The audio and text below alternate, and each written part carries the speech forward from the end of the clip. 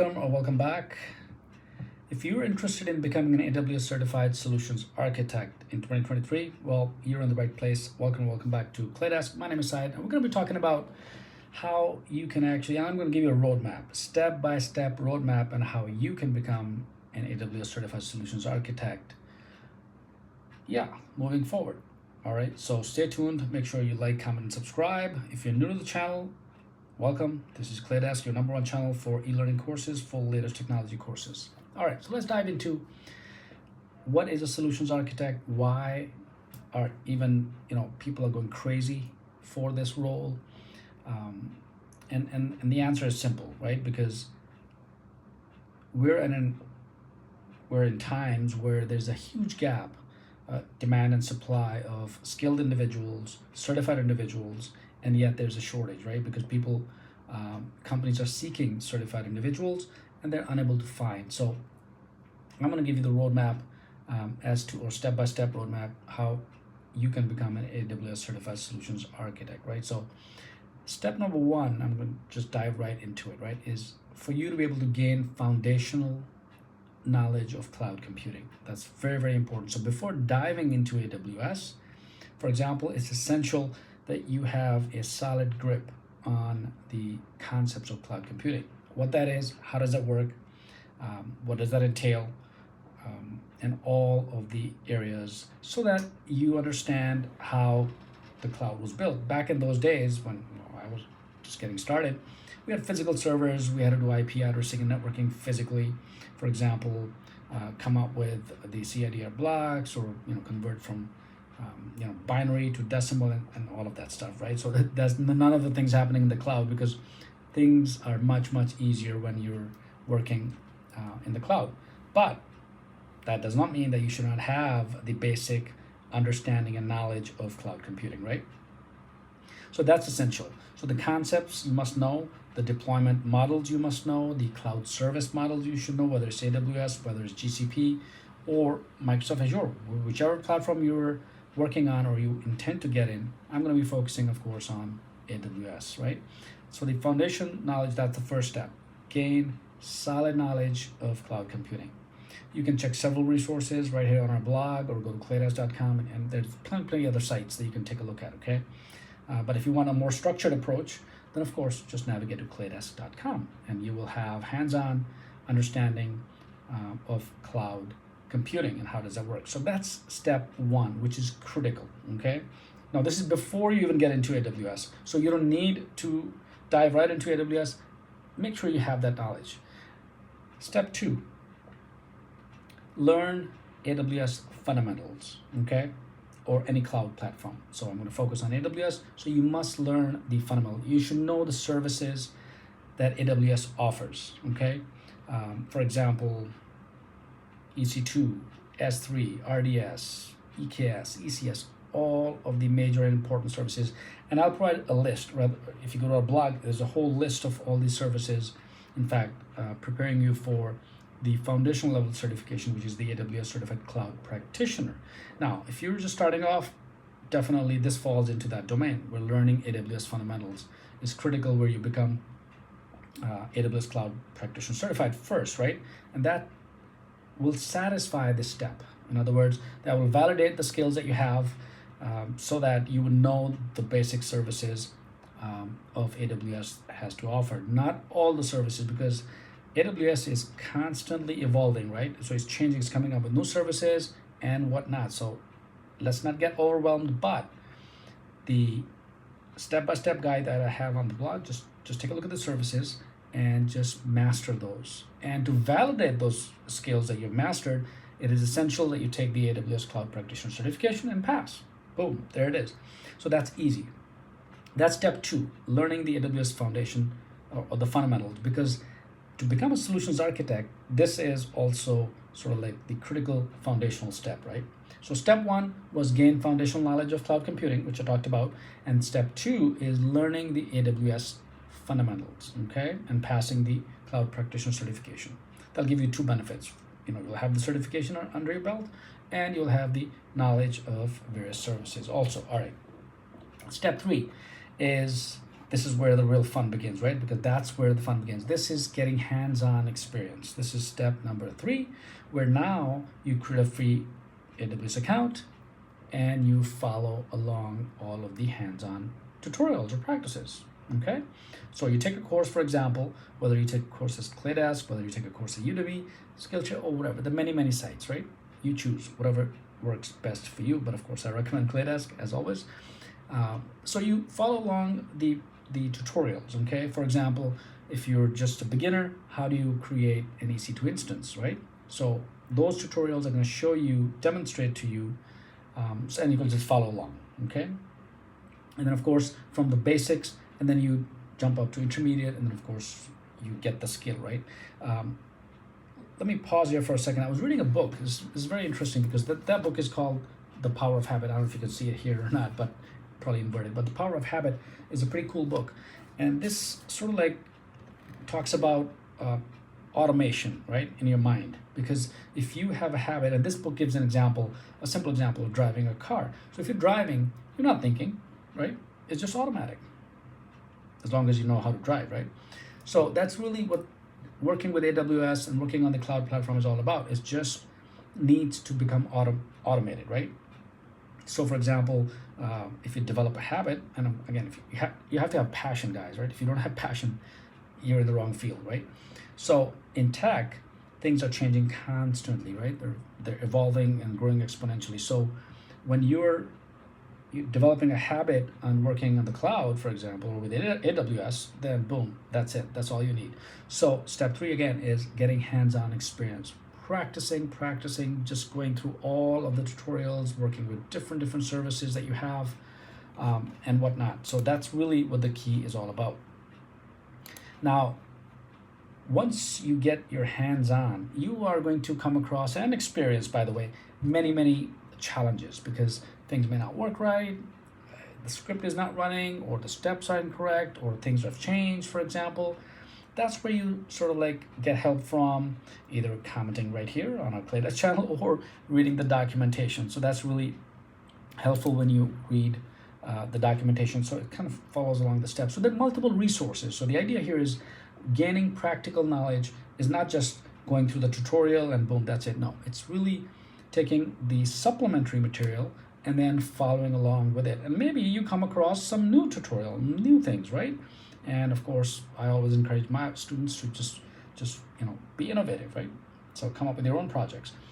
All right, once you start that, okay? All right, cool.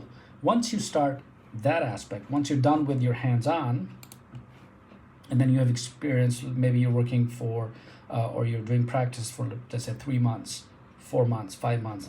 I give about 6 months, okay?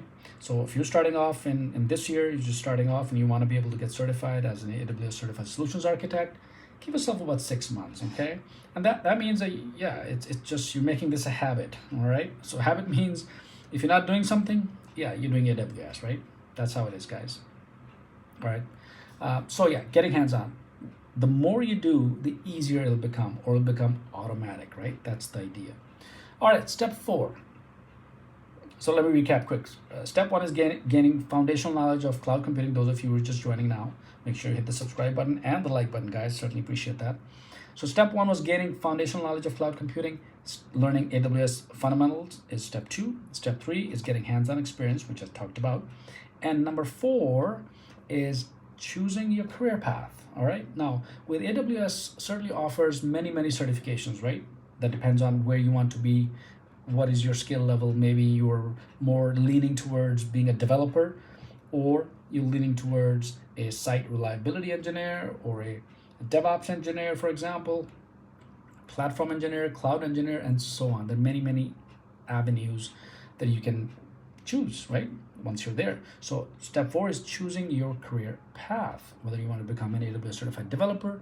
But since we're focusing on the AWS Certified Solutions Architect, right, it's important that you follow that particular aspect, right? So you're not going all over the place here and there, all right? So, and I'm going to give a link in the description where it gives you what skills are required in this domain, specifically to the AWS Certified Solutions Architect, right? Because this has two broad aspects to it. First is client facing. So as a solutions architect, you may be involved in meetings with clients because you're explaining the architecture that you've created, the benefits, the efficiency of your architecture, cost, right? And so on. So there are many factors that go into play. And the other aspect is the technical aspect, where you're actually configuring things, you're helping teams, you're part of the team as well, or leading a team perhaps, right? So that's really choosing your career path. So we are sticking to the AWS Certified AWS Certified Solutions Architect, right? Yeah, we already got that under our belt, right? The foundational level certification. All right, so again, if you have any questions, just let me know, post, and I'll be happy to kind of help and guide you as we go along. All right, step 5 is prepare for the certification. Now that you have the experience, you have the hands-on experience, and you've been at it for 6 months, and it's a habit that you have made, right, in the last 6 months, because you cannot live without AWS, right? That's the deal. All right, so that's when you prepare yourself for the certification. So preparing for the certification, and I think we did another live stream yesterday or a couple of days ago regarding AWS certification, so I'd encourage you to watch that, and that'll tell you exactly what you need to prepare for the AWS certification and how to pass the exam. It's about 70%, so it's not that much. If out of 1,000 you score 720, and boom, you're certified.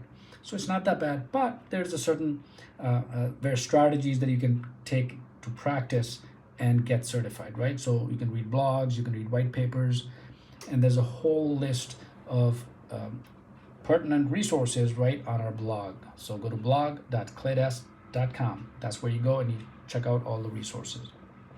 Or you can take courses and stuff like that, right? So preparing for the certification is step 5.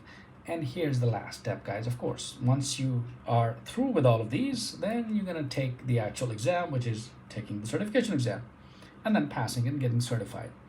So, and in our next sessions, that we are also going to talk about how to find a job, how do you actually build your CV, your resume, right? And then how do you find recruiters, how do you network with them? And I'm going to talk about those a little later. Right now, the focus here is how do you become an AWS Certified Solutions Architect in 2023, because it's easy. There's much demand, guys. I mean, I interview candidates, for example, but I'm unable to find individuals who are skilled. So hey, if you are one of them who are skilled, just comment down below or reach out to me. I'll be happy to get your CV, by the way. All right.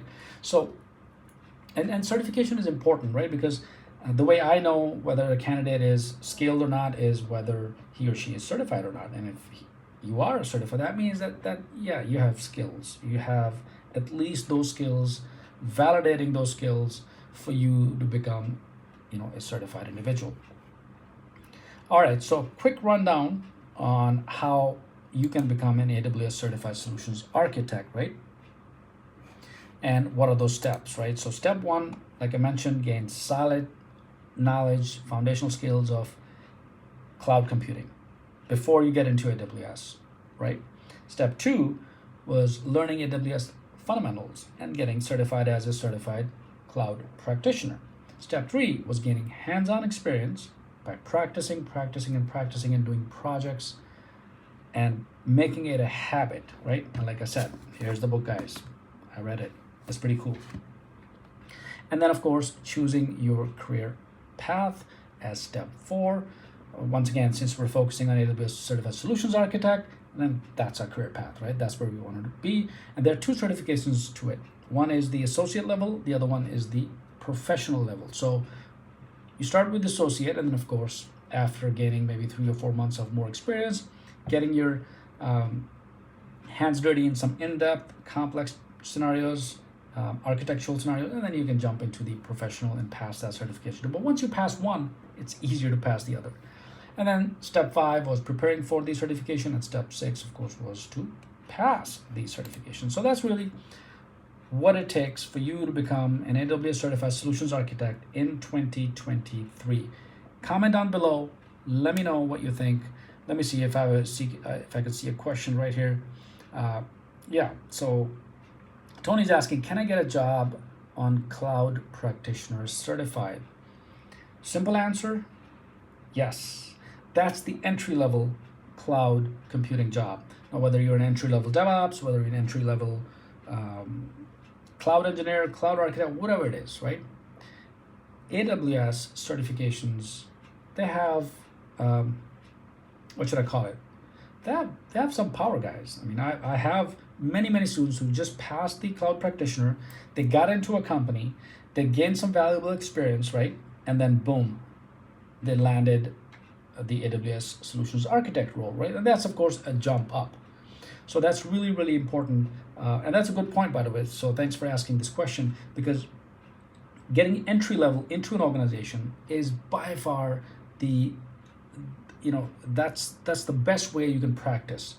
That's the just best way, because now you're working with a live system, live platform or enterprise company or whatever company, right? You're working as you've been assigned tasks, duties, right? And you're of course talking to teams. You're talking to multiple teams. You're talking to security teams. You're talking to QA teams, the dev, right, and all of those. So one way or the other, your learning curve just goes right up, right? And that's important. Where you can just get into the entry-level job and boom, now you're working and with a live system. Instead of just practicing hands-on tutorials, now you're actually working in a company where the company is saying, hey, this is what you need to do, so hey, welcome to this team, right? And now you're part of the team and you're learning, and that's another point I want to make quick here, because your learning is not just independent or solo. Working with a company or within a company, for example, in whichever capacity, let's say you're an entry-level job, right?